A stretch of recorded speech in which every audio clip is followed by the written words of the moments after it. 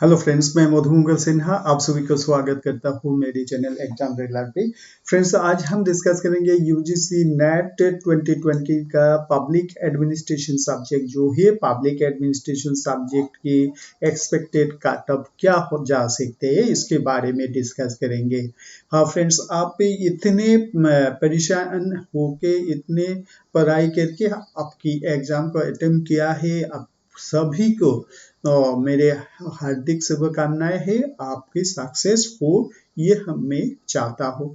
तो आप डिस्कस करते हैं फ्रेंड्स, क्या कुछ क्राइटेरियाज मेंटेन करना पड़ता है आपको नेट जेआरएफ क्लियर करने के लिए या असिस्टेंट प्रोफेसर से क्लियर करने के लिए। उसके साथ हम परसेंटेज कैटेगरी वाइज क्या हो सकता है आपके, इसके बारे में डिस्कस करते हैं। पहले जो चीज है फ्रेंड्स आपको याद रखना है, ये है 6% का जो फॉर्मूला है, जो फंडा है, इसे याद रखना है। क्या है चीज, देखिए फ्रेंड्स, जो अपनी जो कैटेगरी है, अपने जो सब्जेक्ट है, सपोज मान लीजिए आप पब्लिक एडमिनिस्ट्रेशन से यूजीसी नेट में पीआर हुए हैं, तो अपने अपने खुद की जो कैटेगरी है, सपोज आप जनरल कैटेगरी से, एससी कैटेगरी से या एसटी कैटेगरी से, आपकी कैटेगरी में आप टॉप 6% में आना चाहिए, पहले चीज। नंबर 2 जो है, सेकंड जो चीज है, यहाँ क्या होना चाहिए, आप अगर जनरल कैटेगरी से बिलोंग करते हो तो आपकी मिनिमम 40% मार्क होना जरूरी है, बोथ पेपर को मिला के। ठीक है फ्रेंड्स, बोथ पेपर को मिला के आपकी कम से कम 40% मार्क होना जरूरी है।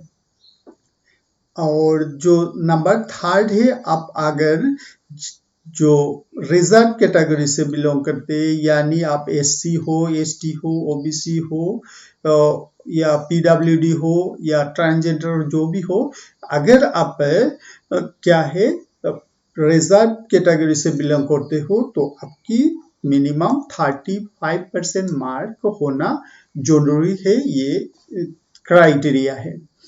ठीक है फ्रेंड्स, आप डिस्कस करते हैं जो कट ऑफ क्या हो सकते हैं हमारी इस बार पब्लिक एडमिनिस्ट्रेशन सब्जेक्ट की कट ऑफ क्या हो सकते हैं, इसके बारे में डिस्कस करते हैं।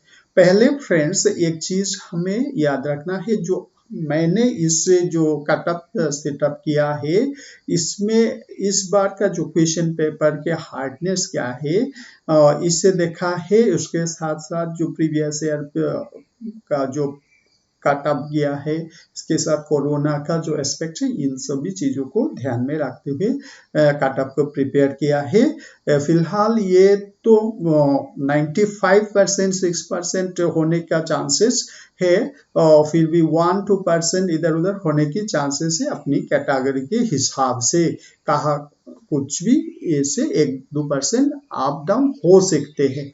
ठीक है फ्रेंड्स, तो अब डिस्कस करते हैं अनरिजर्व के कैटेगरी की जो कट ऑफ क्या हो सकते हैं। Unreserved category public administration subject की बात कर रहा हूं मैं 2020 की।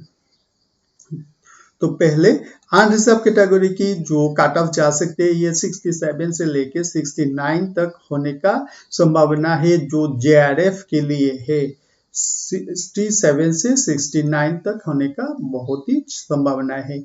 और आप बात करते हैं असिस्टेंट प्रोफेसर के लिए, अगर आप अनरिजर्व कैटेगरी से बिलोंग करते हो, सिर्फ असिस्टेंट प्रोफेसरशिप चाहते हो, तो आपकी क्या होना जरूरी है, 59 से 61 तक होने से आपका नेट हो जाएगा।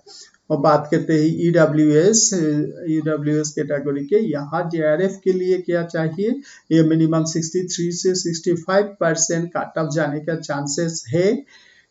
और असिस्टेंट प्रोफेसर के लिए या 52 से 54% तक होने का संभावना है कट ऑफ जाने का असिस्टेंट प्रोफेसर के लिए, ईडब्ल्यूएस जो कैटेगरी है। अब बात करते हैं ओबीसी एनसीएल कैटेगरी की। ओबीसी एनसीएल कैटेगरी में अगर आप आते हैं, यहाँ कट ऑफ जाने के चांसेस है 63 से लेके 65% तक होने का चांसेस है। अगर असिस्टेंट प्रोफेसर की बात करें तो ये हो सकता है 54 से 56 तक होने का चांसेस है। अगर आप एससी कैटेगरी से बिलोंग करते हो तो आपकी जेआरएफ बन सकता है 61 से लेके 63% में आपकी जेआरएफ बनने का चांसेस है। और असिस्टेंट प्रोफेसर के लिए ये मार्क हो सकता है 50 से लेके 52% अगर आप एससी कैटेगरी से बिलोंग करते हो। ये फ्रेंड्स पब्लिक एडमिनिस्ट्रेशन सब्जेक्ट की बात कर रहा हूँ मैं। ठीक है फ्रेंड्स, अब बात करते हैं एसटी कैटेगरी के लिए। एसटी कैटेगरी में क्या है, जेआरएफ हो सकता है 59 से लेके 61 के बीच में। हाँ फ्रेंड्स, एसटी कैटेगरी के लिए जेआरएफ हो सकता है 59 से लेके 61% में। और असिस्टेंट प्रोफेसर के लिए यह मार्क बन सकता है 48 से 50% के बीच। बात करते हैं पीडब्ल्यूडी वीआई यूआर कैटेगरी के लिए। पीडब्ल्यूडी वीआई यूआर कैटेगरी की जो जेआरएफ नेट जेआरएफ होने के चांसेस है 48 से लेके 50% के बीच में। और अगर हम बात करें assistant professorship PWD VI UR की, ये कट ऑफ जा सकते हैं 46 से लेके 48% के बीच में। आप बात करते हैं फ्रेंड्स पीडब्ल्यूडी HIUR कैटेगरी की। यहाँ कट ऑफ बहुत ही कम दिखाई दे रहा है। यहाँ 39 से लेके 41 के आसपास कट ऑफ होने का चांसेस बहुत ज़्यादा है। और सिर्फ असिस्टेंट प्रोफेसर के लिए अगर बात करें तो ये कट ऑफ जा सकता है 36 से लेकर 38% के बीच में। बात करेंगे friends PWD LM UR category की। यहाँ जेआरएफ की जो कट ऑफ जा सकता है 54 से लेके 57 के बीच। और अगर हम डिस्कस करते हैं पीडब्ल्यूडी एलएम यूआर की असिस्टेंट प्रोफेसरशिप के लिए, यहाँ 51 से 53 के बीच दिखाई दे रहा है। अब बात करेंगे friends PWD OD and AOUR category के, यहाँ 57% होने का संभावना है असिस्टेंट प्रोफेसरशिप और जेआरएफ के लिए। यहाँ देखिए असिस्टेंट प्रोफेसरशिप होने से जेआरएफ दोनों का marks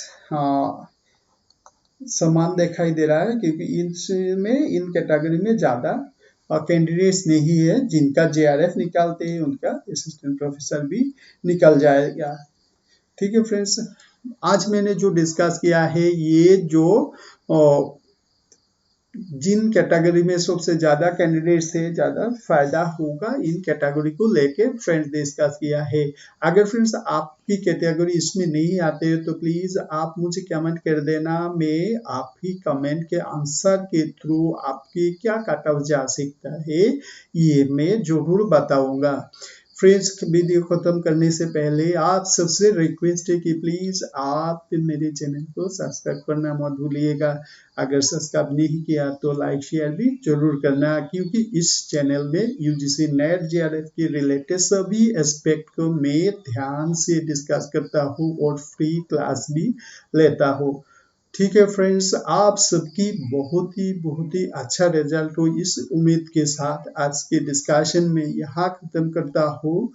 thank you, bye bye. मिलेंगे हम जरूर नेक्स्ट सेशन में। तब तक बहुत अच्छा रहिएगा, आप खुशियाँ मनाइएगा।